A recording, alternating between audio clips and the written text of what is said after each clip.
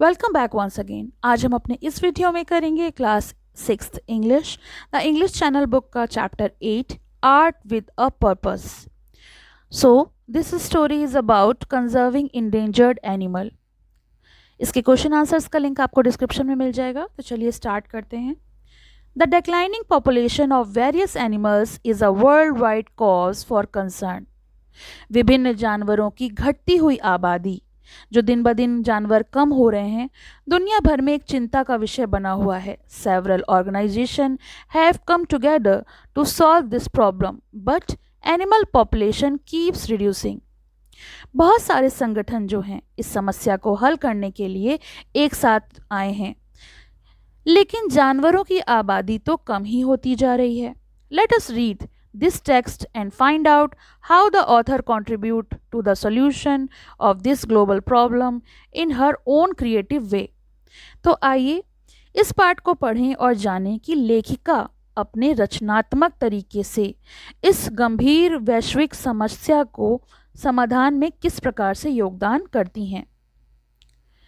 As the dust ruffled through the air and swirled around the rusty old tires, the car engine slowly stopped। जैसे ही धूल हवा में उड़ी और जंग लगे पुराने टायरों के चारों ओर घूमने लगी, कार का इंजन धीरे धीरे बंद हो गया। I looked far into the distance beyond the golden blades of the savan, hoping to find one of the big five animals: the African elephant, black rhinoceros, Cape buffalo, African lions and African leopards। तो जैसे उनकी गाड़ी जो है वो बंद हो गई तो लेखिका कहती हैं, मैंने दूर तक देखा, सवाना में सुनहरे किनारों पर से परे पांच यानी कुछ जानवरों की प्रजातियों के नाम गिनाए उन्होंने, जैसे अफ्रीकन एलिफेंट यानी अफ्रीकी हाथी, काला गेंडा, केप भैंस, अफ्रीकी शेर और अफ्रीकी तेंदुआ। तो उन्हें उम्मीद थी कि कोई एक तो उनको दिखाई पड़ता। All across the savan there were the bushes and the trees। उनको वहां दूर दूर तक केवल झाड़ियां और पेड़ ही नजर आ रहे थे।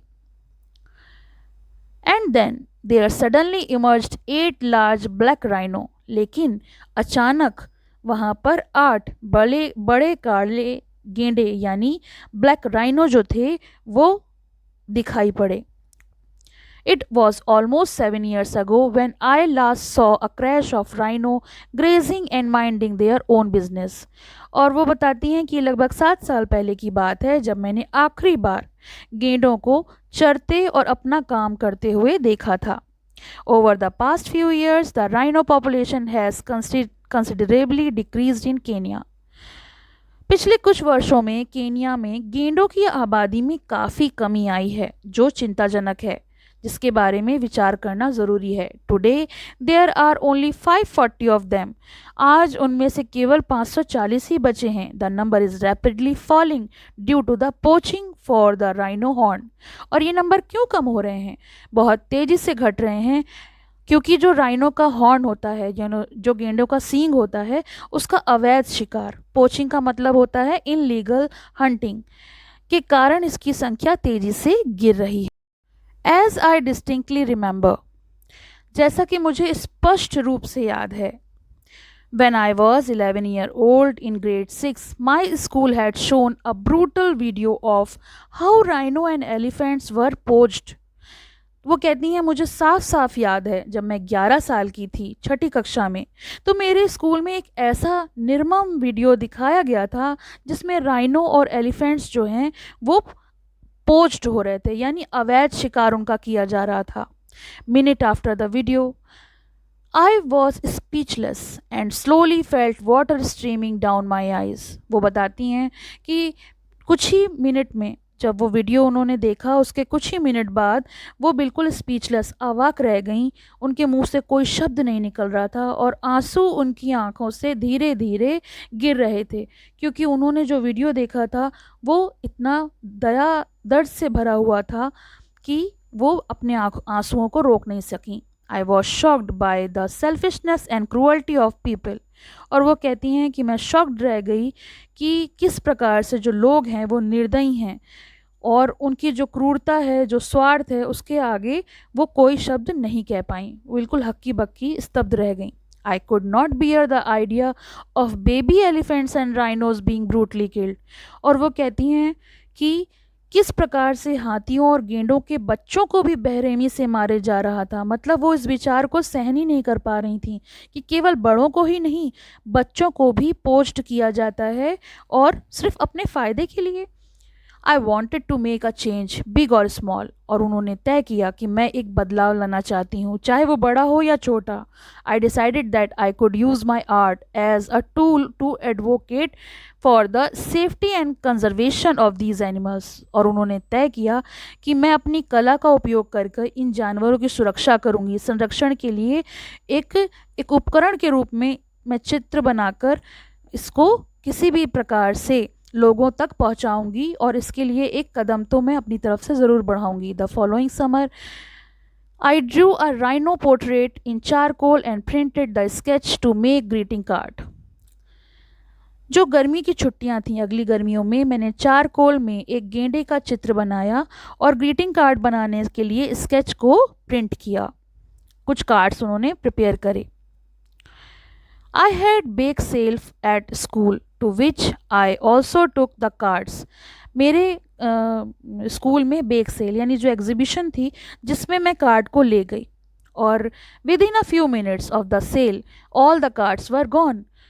कुछ ही मिनट हुए थे सेल को शुरू हुए और सारे के सारे कार्ड जो हैं बिक गए।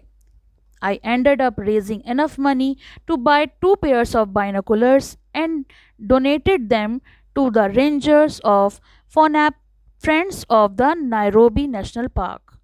और वो बताती हैं कि जो भी पैसा इकट्ठा हुआ था उसमें से मैंने 2 जोड़े बाइनोकुलर्स के लिए और कुछ पैसे मैंने रेंजर्स को डोनेट कर दिए। रेंजर्स होते हैं जो एनिमल्स को देख रेख करने के लिए जो लोग होते हैं, उन्हें रेंजर्स कहा जाता है।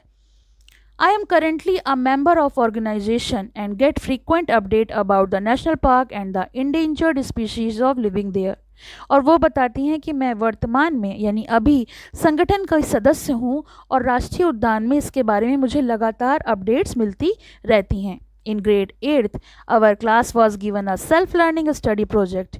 जब मैं 8वीं कक्षा में थी तो मेरी क्लास ने मुझे एक सेल्फ लर्निंग यानी खुद से एक स्टडी प्रोजेक्ट बनाने के लिए दिया था। I decided to base my project on saving the elephants of Kenya. और तभी लेखिका ने तय किया कि वो जो प्रोजेक्ट बनाएंगी उसमें एलिफेंट्स, जो केनिया के एलिफेंट्स हैं, उनको बचाने के लिए वो प्रोजेक्ट तैयार करेंगी। Is this project I had to research and learn about the various kind of elephants, major organization that help to combat elephants poaching in Kenya. इस परियोजना में मुझे विभिन्न प्रकार के हाथियों और प्रमुख संगठनों के बारे में शोध करना और सीखना था जो केनिया में हाथियों के अवैध शिकार से निपटने में मदद करते हैं। During this process, I also attend a debate on should Kenya burn or sell the ivory. इसी प्रक्रिया के दौरान मैंने एक बहस में भी हिस्सा लिया जिसका विषय था क्या केनिया को हाथी दांत को जलाना चाहिए या फिर बेचना चाहिए। तो उन्होंने इस डिबेट में भी पार्टिसिपेट किया। This debate changed the perspective how to precious ivory was as a commodity in Kenya. और इस डिबेट में, इस बहस में उन्होंने इस बात पर दृष्टिकोण डाला और उनका दृष्टिकोण पूरी तरह से बदल गया कि केनिया में इसे एक वस्तु के रूप में हाथी दांत की कितनी कीमत होनी चाहिए। So again I decided that I wanted my art to speak for me. तो फिर मैंने फैसला किया कि मैं चाहती हूँ कि मेरी कला मेरे लिए बोले, यानी जो विचार मेरे हैं वो मैं अपने कला के माध्यम से दूसरों तक पहुँचाऊँ।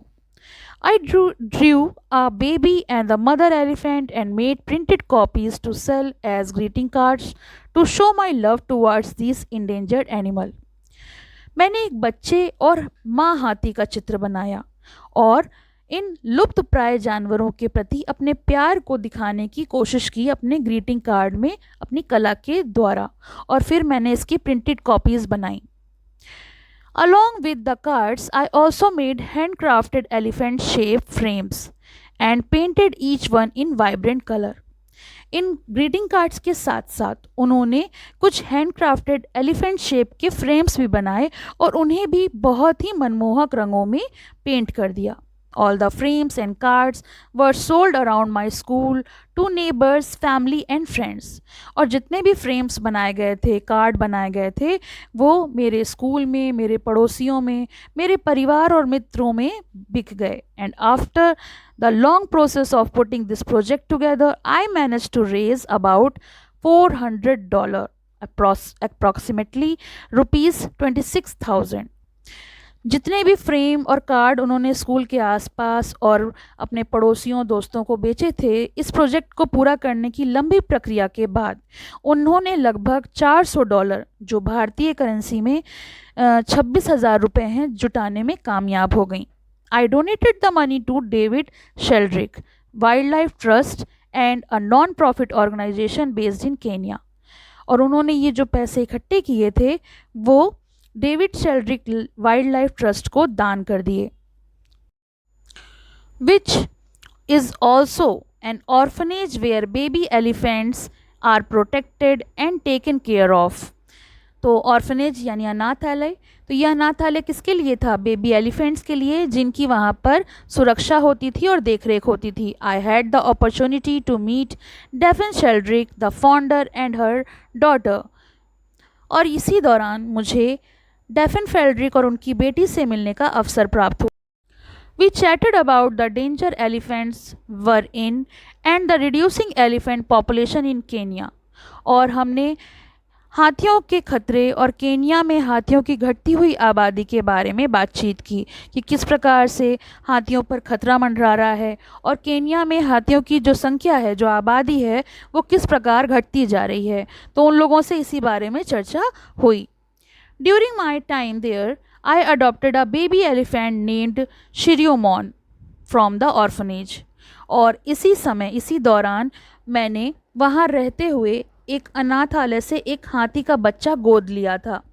फिलहाल वो स्वतंत्र रूप से, यानी he is currently living independently in the vast landscape of the national park. और वो अभी स्वतंत्र रूप से नेशनल पार्क में रह रहा है. After the conclusion of my project, I was selected to give a talk in my school to share my experiences and encourage my classmates. मेरे प्रोजेक्ट के समापन के बाद, यानी जो मैंने अपना प्रोजेक्ट ख़त्म कर लिया, तो मुझे अपने अनुभवों को साझा करने और अपने सहपाठियों को प्रोत्साहित करने के लिए अपने स्कूल में एक स्पीच देनी थी, एक व्याख्यान देनी थी, और मुझे चुना गया इसके लिए. I was happy because I wanted my art to speak for me and it did. और मैं बहुत खुश थी क्योंकि मैं चाहती थी मेरी कला जो है मेरे लिए बोले, और ऐसा ही हुआ. मेरी कला के द्वारा मैंने अपने अनुभवों को, अपने सोच को रंगों में ढाल कर दूसरों तक पहुंचाया, और यही मैं चाहती थी कि मैं इन इंडेंजर्ड एनिमल्स के लिए कुछ करूं, और मैंने किया. तो ये तो हो गया चैप्टर का एक्सप्लेनेशन. इसके क्वेश्चन आंसर्स का लिंक आपको डिस्क्रिप्शन में मिल जाएगा, तो आप वहाँ से देख सकते हैं. पसंद आया हो तो लाइक करें, शेयर करें और चैनल को सब्सक्राइब करें.